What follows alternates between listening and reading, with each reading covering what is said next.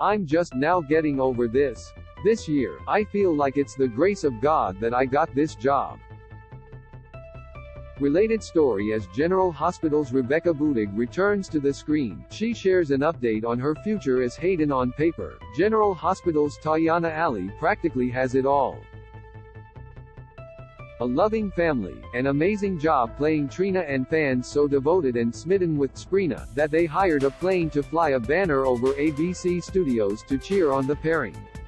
If all of that sounds amazing, that's because it really, truly is. But as Ali noted on a recent episode of Maurice Benard's Sunny State of Mind, the outside doesn't always mirror the inside.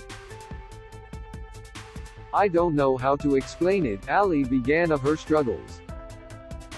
It was hard, because on the outside, I felt like I was visibly fine.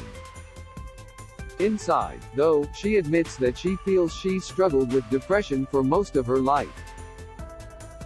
Let that sink in. Mental health struggles sadly don't know boundaries.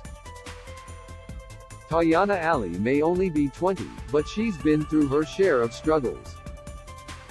Because of certain situations in my family life, she explained, I always struggled with inner turmoil. I could never figure out why, because I always felt very blessed. I felt like I had a lot of stuff to be grateful for, even if there were things that were happening in my life that was kind of destructive.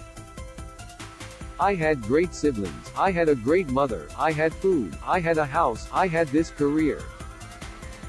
There was so much for me to be thankful for. But that didn't mean that's what she was feeling. But our minds can be our own worst enemies, and it can be so difficult to hold onto the good when the bad always seems so present. One minute, she added, I was perfectly fine. The next minute, I just couldn't get a grasp on anything. She'd feel hurt if she was around people, hurt if she wasn't, if she was taking on too much or too little. It was like she just couldn't figure out what to do that wouldn't cause pain. And then, she added, stuff from my past would haunt me. I could be washing dishes and I could be back to a moment to hurt me. It would make me have anxiety, it would make me have panic attacks. But that wasn't the worst of it. Depression isn't just being sad all the time. There's so much more than that. There were moments, Ali explained, where I felt completely nothing. And that word is used lightly. The feeling of nothing. I felt the feeling of nothing. And it just would be in my chest, and nothing felt like it could fill the hole in my chest. She dealt with it as best she could, and journaling and poetry were a big part of her journey.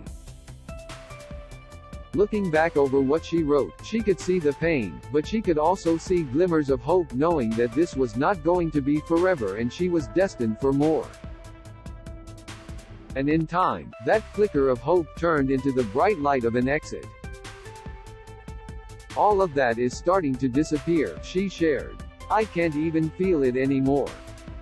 I feel like I've changed 17 times this year. And each time, I go against the person I saw myself becoming when I was depressed. Eventually, she mused, something just clicked in my head where I was like, it's time to just let this go. You can't be here forever, especially if you want what you really want. And the dreams that you really want and the dreams that you see happening, you've got to let go of the past. You've got to let go of the things that aren't fulfilling you. We're incredibly thankful that the talented actress has made it to that point. And as Benard pointed out, to have gone through the darkness and figured your way out of it at such a young age is downright incredible. Check out our photo gallery of Daytime's 45 greatest couples of all time. We have a feeling Spencer and Trina are well on their way to joining this list.